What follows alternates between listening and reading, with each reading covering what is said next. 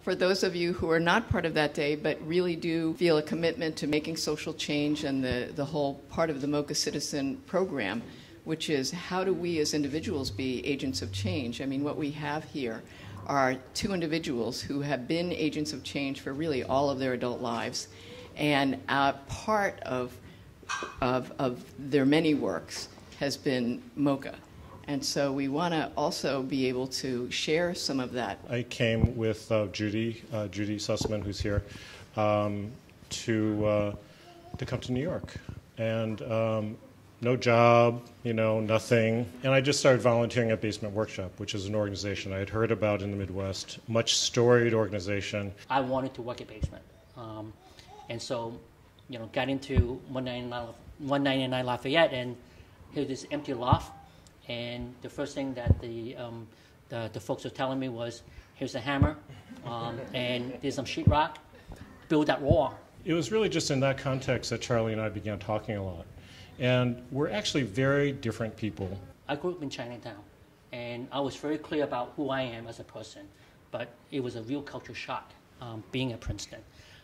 And so the questions of identity, when I was here, I never had to deal with because I was who I am.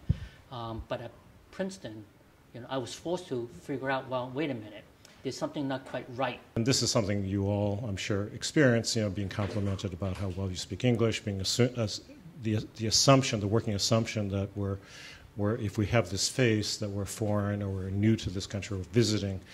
So those issues were kind of bubbling around, and I think that's when and really to say that I think a lot of us really did feel that the history was important, and we're looking for those photographs and those bits and pieces of stories that would help us claim being in this country in a longer and deeper way.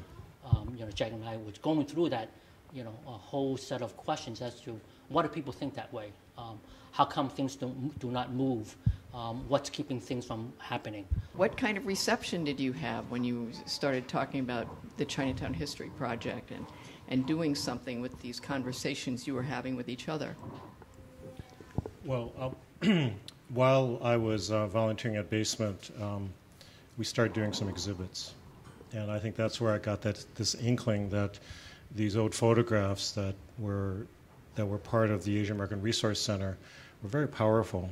I think for me, it was this sense that until this community could begin to get a sense of its history and how it's interconnected, new immigrants and old-timers, then how is it going to become any kind of a force within the city? We, thinking that organizing began when we, became more conscious, in our 20s. But, turns out that there are, from his work and many others, that, there are many, before us that had done lots of, work, very, very difficult work and dangerous work.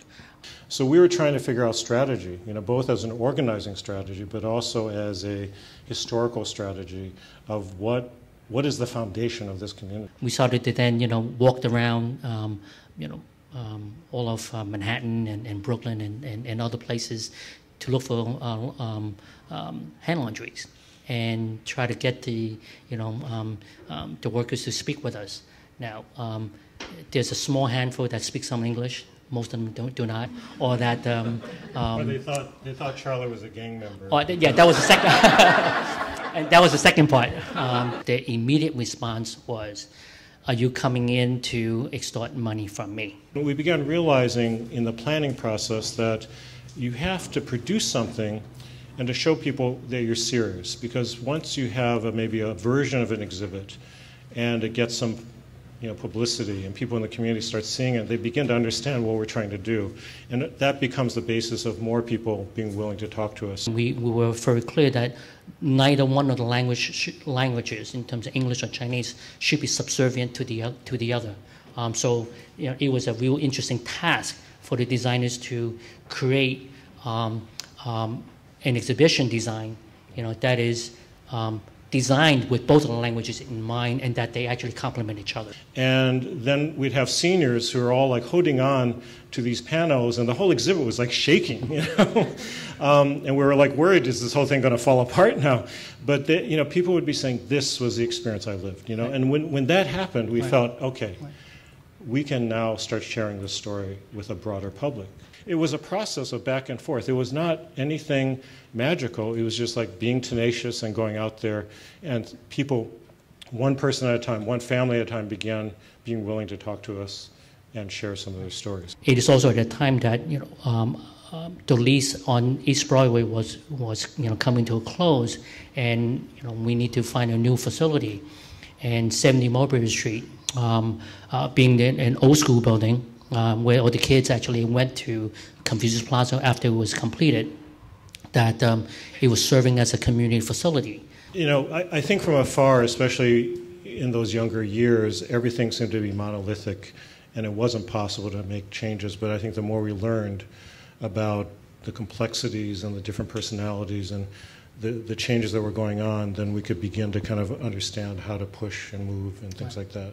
But if this space is safe enough for you to think about, to interact with others, other experiences, or that it's safe enough for you to reflect on that, and that you start, maybe you don't need to move in that journey, but you are being much more appreciative of that larger journey that we are all engaged in, then that's what I see. That's what I hope this place to be. First, I should say that Charlie made so much of what's here happen.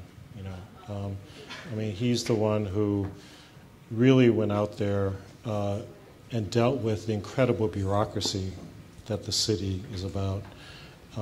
And without him, none of this would have happened here. So he was the one who made that transition from our more modest second floor space in the old school building to what's here now. He took that risk and made that happen. So yeah. So.